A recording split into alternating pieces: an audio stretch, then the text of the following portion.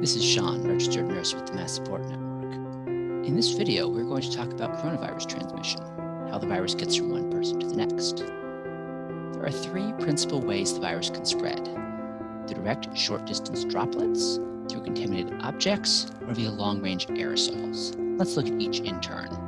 The first way we know the virus spreads is in tiny droplets that get sent out when we breathe, talk, laugh, sing, sneeze, or cough.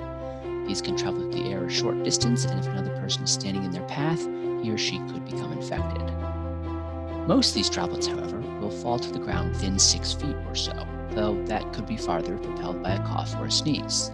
The second way the virus can spread is if these droplets fall on objects. A person could touch a contaminated object and then touch their eyes, nose, or mouth and get infected that way. Right now, it looks like this is not the main way the virus spreads, however. It is still possible, though, so you should keep washing your hands regularly. The third method of transmission is aerosols. These are like droplets, but much smaller. So while these large droplets fall to the ground in 6 feet or so, the aerosols can float air currents and travel a whole lot farther, infecting people who breathe them in for a sustained period of time. Regardless of which of these three methods the virus uses, the best way to stop it is with a mask. As this image from Science magazine shows, if an infected person wears a mask, most of their breath particles, droplets or aerosols, will stay inside the mask.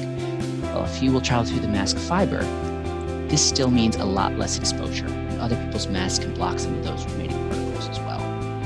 While all three routes are potential ways the virus can spread, growing scientific consensus is pointing towards aerosols as the main way the virus goes from person to person. Right now, it is estimated that as little as 10% of infected people could be responsible for 80% of new cases. Super spreading events like that are almost certainly the result of aerosol transmission. These typically happen in places where a large number of people are in an enclosed space for a long time. One famous example is at a choir practice in Washington State in early March, where 52 out of 61 people in attendance contracted the virus. There is only one infected person in attendance. The choir practice room is fairly small for this number of people, and the practice lasted 2.5 hours.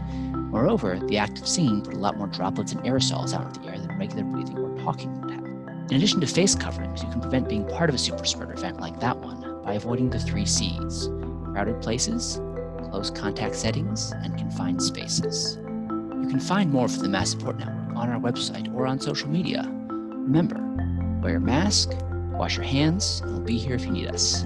Stay safe.